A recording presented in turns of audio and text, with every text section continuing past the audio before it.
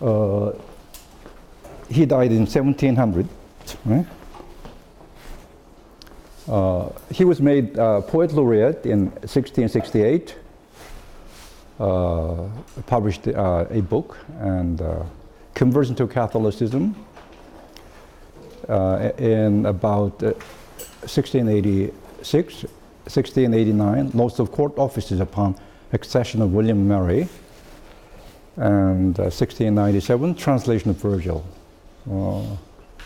Dryden went to Trinity College, Cambridge, and took his A.B. in 1654. Of the many poets, he is the least personal of our poets. He comments publicly on matters of public concerns. His non-dramatic poetries are mostly occasional poems that are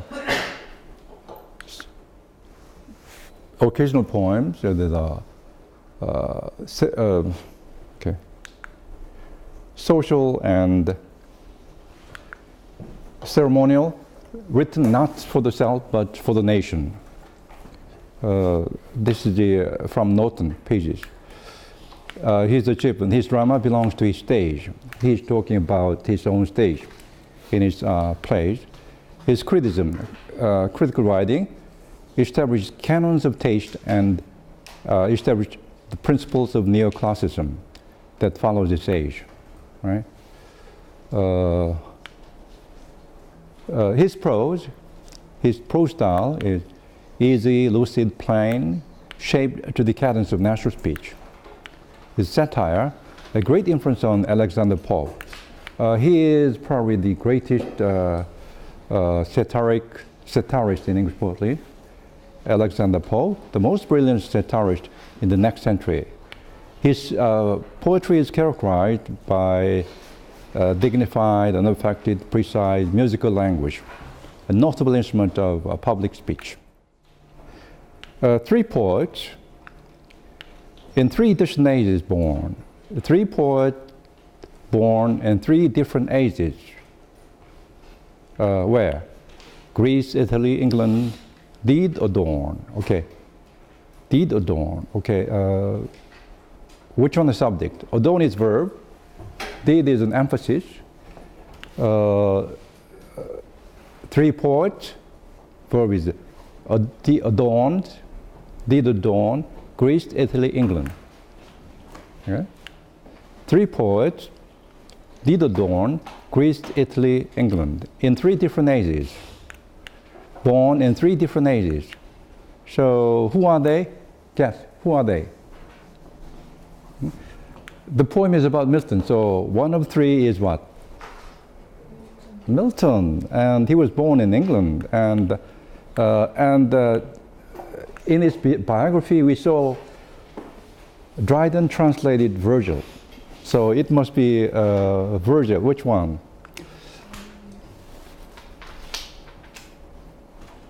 The first in loftiness of thought surpassed. The first, one of three poets. The first poet surpassed in loftiness of thought. The next surpassed what? Surpassed in majesty. In both, the last surpassed in both. Who is the last? Milton, of course, Milton. Okay, this is colon, right? That is. The force of nature could no farther go. The force of nature could go no farther. What does it mean? Probably is the greatest poet, right? To make a third, right? The force of nature could go no farther. To make a third, she joined the former two. So the third poet has both, right? He surpassed in lofty thought and in what?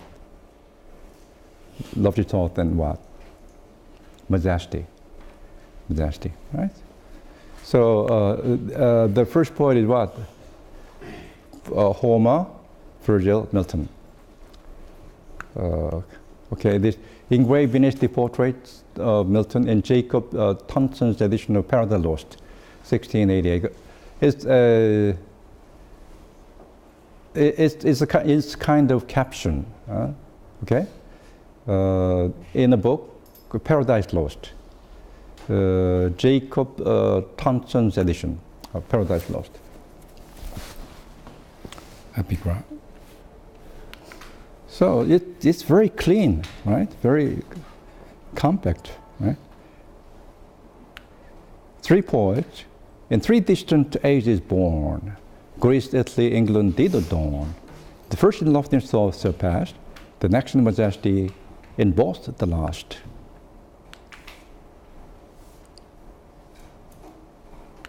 The force of nature could no farther go, to make a third, she joined the former two. So, this poem is what?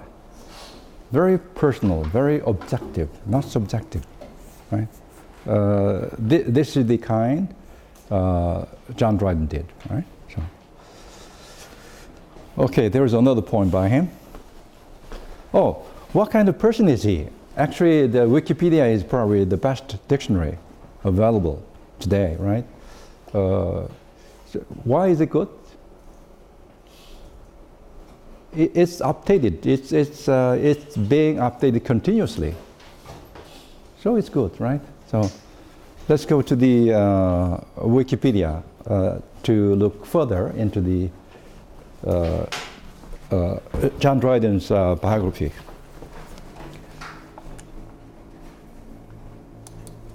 Okay, here.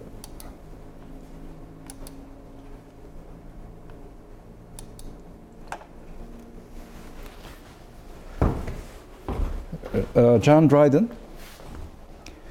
John Dryden was an English poet, literary critic, translator, playwright, who was made poet laureate in 1868. Dryden is seen as dominating the literary life of Restoration England to such a point that the period came to be known in literary circles as the Age of Dryden. The Age of Dryden. Right? Walter Scott called him Glorious John Milton. This is the portrait, John Dryden.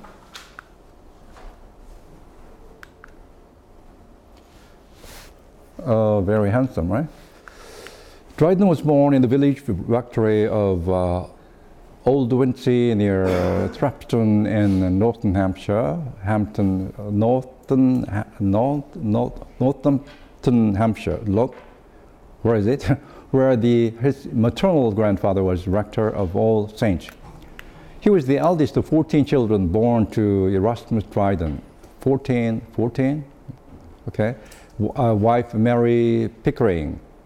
Paternal grandson of Sir Erasmus Dryden, first baronet, and his wife, Frances Wilkes, Puritan landowning gentry, who supported the Puritan cause in the Parliament. He was a second cousin, once removed, of Jonathan Swift. Oh, Jonathan Swift. Who is he? Gulliver's Trouble. He's great. Greatest satirist. So the blood runs through the okay. As a boy, Dryden lived in the nearby village of Titchmarsh, Northamptonshire, where it is likely that he received his first education. In 1644, he was sent to Westminster School as a King's Scholar, where his headmaster was Dr. Richard Busboy, right? A charismatic teacher and severe disciplinarian. Having recently been refounded by Elizabeth I, Westminster, during this period, embraced a very different religious and political spirit, encouraging royalism and his Anglicanism. Actually, this teacher, Dr. Robert Busby, used rod, right? So, in Korean, chaebol, Is it possible in Korea? Can you use chaebol? Having recently been, okay. Whatever Dryden's response to this was, he clearly respected the headmaster and would later send 2 of his sons to school at Westminster. As a humanist public school, Westminster maintained curriculum which trained pupils in the art of rhetoric and the presentation of arguments for both sides of a given issue. This is a skill which would remain with Dryden and influence his later writing and thinking, as much of it displayed this dialectical pattern. The Westminster curriculum included weekly translation assignments which developed Dryden's capacity for assimilation. This was also to be exhibited in his later works.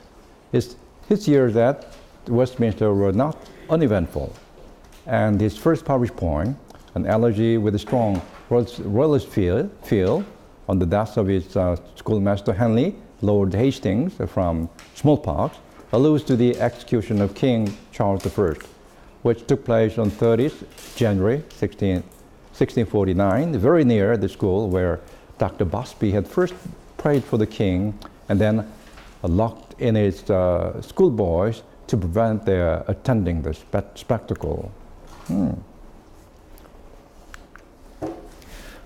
Schoolmate, okay.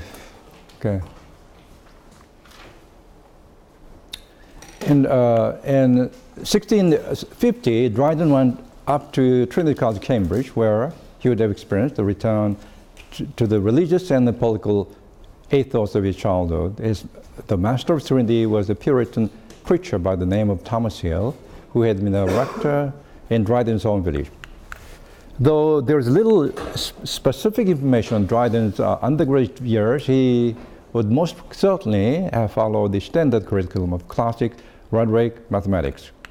In 1659, he obtained his BA, graduating top of the list for Trinity that year. In June of the same year, Dryden's father died, leaving him some land which generated a little income, but not enough to live on. Returning to London during the Protectorate, Dryden obtained work with Cromwell's Secretary of State, John, what's this? Thoris. This appointment may have been the result of influence exercised on his behalf by his cousin and Lord Chamberlain, Sir Gilbert Pickering. Okay, I'll skip. Later life in Korea.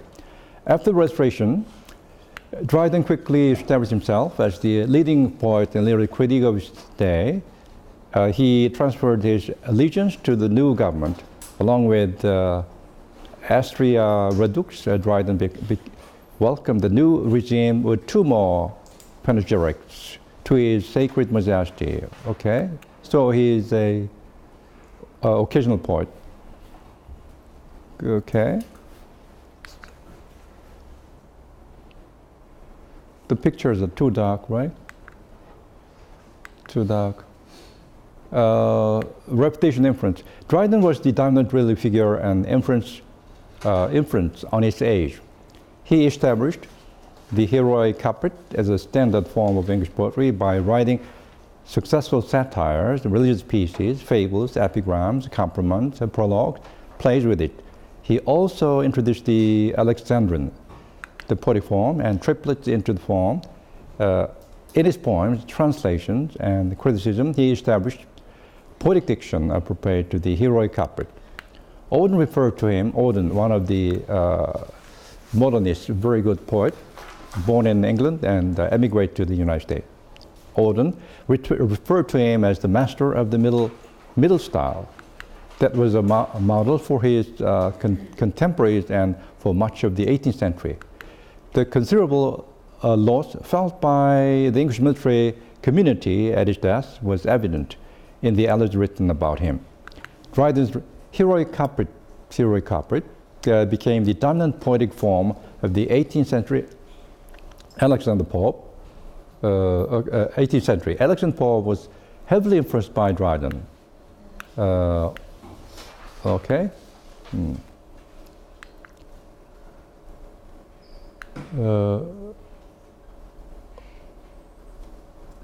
Johnson also noted, however, that Dryden is, therefore, with all this variety of excellence, not often pathetic, had so little sensibility of the power of diffusions, purely natural, that he did not esteem him in others. Simplicity gave him no pleasure. Readers in the first half of 18th century did not mind this too much, but later generations considered Dryden's absence of sensibility a fault. There is a fault in him. Okay. Poetic style. What Dryden achieved in his poetry was neither the emotional excitement of the early 19th century romantics nor the intellectual complexity of the metaphysicals. His subject matter was often factual. He aimed at expressing a thought in the most precise and concentric manner, although he used formal structures, such as heroic couplets. He tried to recreate the natural rhythm of speech, and he knew that different subjects need different kinds of verse. In his preface to Religio Laici, he says that the expressions of a poem designed purely for instruction ought to be plain and natural yet majestic. The florid, elevated, and figurative way is for the passions, for these are begotten in soul by showing the objects out of their true proportion. A man is to be cheated into passion, but to be reasoned into truth. Okay, this is what Dryden said. Translation style. Okay, I'll skip.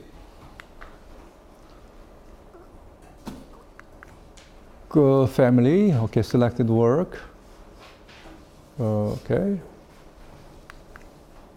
References. So the references, 35 references here, right?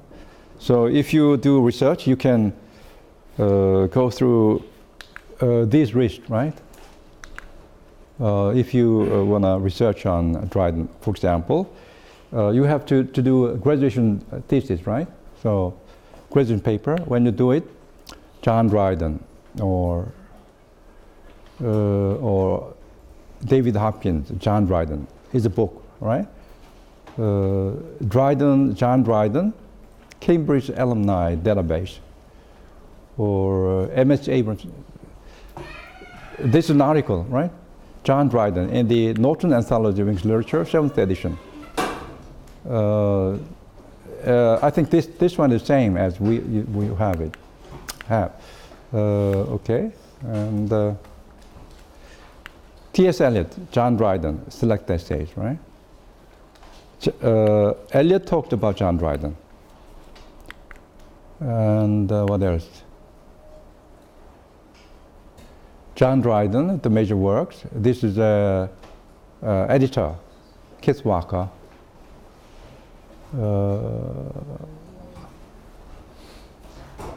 So Virgil, need. Dryden translated Virgil. And also internet source, website. Further reading, editions, primary source. This is primary source. Biography and modern criticism, Eliot, Richard Auden, Van Doren, Mark Van Doren, etc. The the wonderful year, right? Yet London, empress of northern clime, London, this is opposition, right? Which is the empress of northern clime. London, empress of northern clime. What does it mean, northern clime? England is located what? The continent is below England, right? So empress of the northern clime. By an high fate, the H is silent. So by an high fate, by an high fate, by an high fate, thou greatly this expire, great as the walls which at the dust of time must fall and rise, a nobler frame by fire. This stanza is talking about the Great Fire in London, right? As when some dire usurper heaven provides to scourge his country with a lawless sway. Okay, there are a lot of footnotes. Okay, footnote 1. Footnote 1666 was a year of wonders. Annual Mirabilis were plagued the Great Fire of London. According to the enemies of Charles III, God was visiting his wrath on the English people to signify that the reign of an unholy king would soon come to an end. People say that, right? Enemies are saying this. But Dryden's song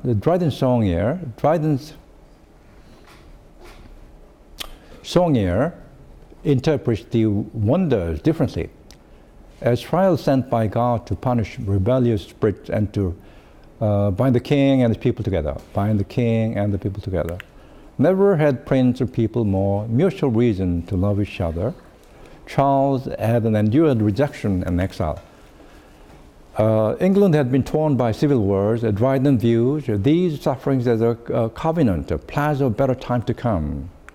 Out of Charles' troubles, he predicts in heroic stanzas, modeled on Virgil, the king shall arise like a new Augustus, the ruler of a great empire, and out of fire, London shall arise like the phoenix, ready to take his place as a trade center for the world in a glory of a new Augustan age.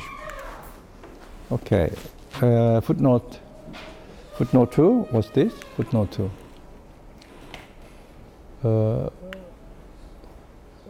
Rise a nobler frame by fire, okay?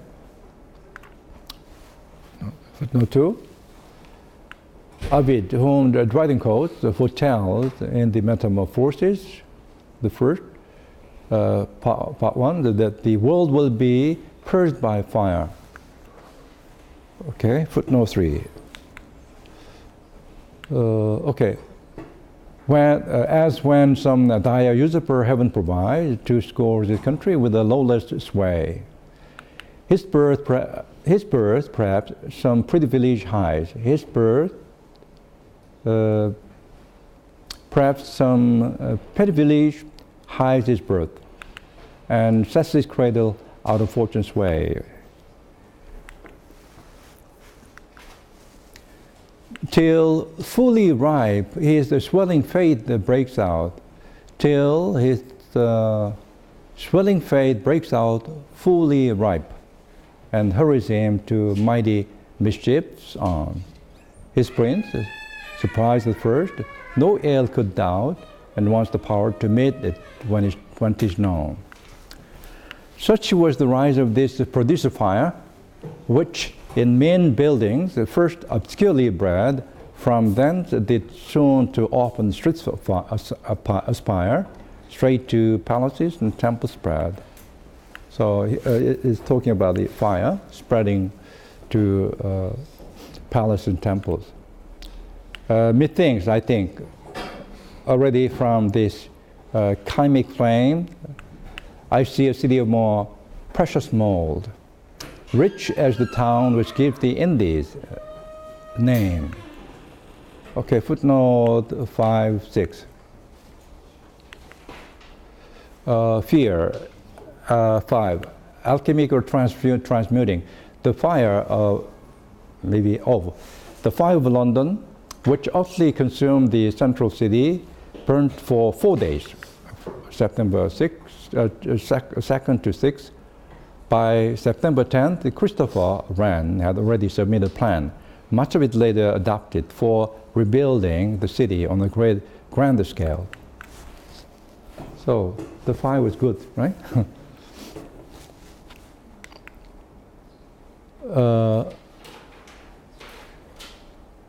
Okay, next one. Rich as the town which gives in this name, with silver paved and all divine with gold. Already laboring with a mighty fate, she shakes the rubbish from her morning brow and seems to have renewed her childish state, which heaven will allow to the depth of time. More great than human now and more august, new deified she. From her fires doth rise, she doth rise from her fires, new deified. Her winding streets trust on new foundations and opening into a larger part, she flies into the larger parts opening. Before, she, like some shepherdess did show, who stayed to bathe her by a river's side. Now, answering to her fame, but rude and low, nor taught the beauteous arts of modern pride. Now, like a maiden queen, she will behold from a high turret hourly suitors come. This, what is it talking about? She, London. She refers to London, right? The east with the incense and the west with gold. Because London will be a prosperous city and there will be a lot of merchants from other countries, right? Will stand like suppliants to receive her doom. The silver Thames, her own domestic flood, shall bear her vessels like a sweeping train, and often wind as of his mistress proud, with longing eyes to meet her face again.